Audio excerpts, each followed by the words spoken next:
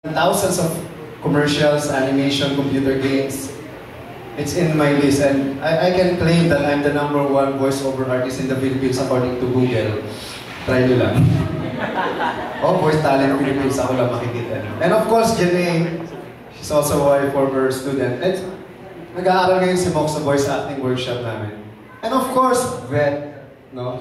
When I met Vet, sobrang, alam mo yun, ako hindi ko rin alam. Sabi ko, I just have a dream, guys. I hope we share the same dream. To inspire, inform, involve, and empower the voice users in this country. Of course, Ann, thank you. Sobrang, ito ang pinaka-model namin si Ann. Of course, siyempre si Ada. Where's Ada Quaresma? Ayan, there's Ada. She's my partner. She's the voice care queen, by the way. She's my co-author in my book, Voice Care for Teachers. I teach teachers how to take good care of their voices around the country. Marami pa akong ginagawa. Sobrang hindi ko rin alam kung sino na ba ako. But basically, the idea is, I'm using my voice to make other people better and happy with greatness and excellence. And to, uplift their life.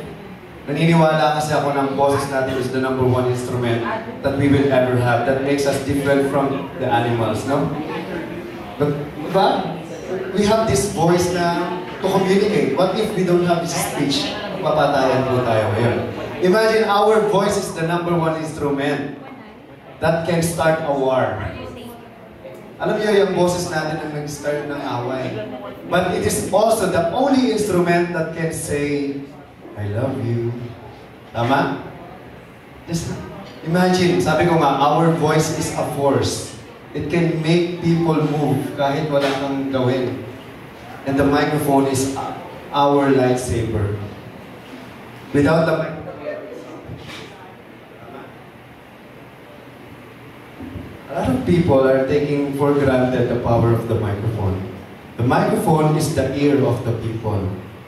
And you must respect the microphone just like how you respect people. Ito ang best friend po natin. Without this, we are no one. We can host, we can say anything. Even the DJs, broadcaster, even the leaders, without the microphone, they cannot say what they want. Tama po ba? Anyway, my point here is, #1, salamat sa inyo. Nag-respond kayo sa aming call. Many are called, fewer chosen, fewer remains, and sometimes none. And always remember, the best ability is availability. And imagine niyo, kahit umuulan, lumabagyo, may report, Marikina raw po ay lumaapaw na. At ang tanong ng marami, tuloy ba? Sabi nga, tayo po ay mga immortal. Kahit bumaha, nandiyan. From the voice master himself.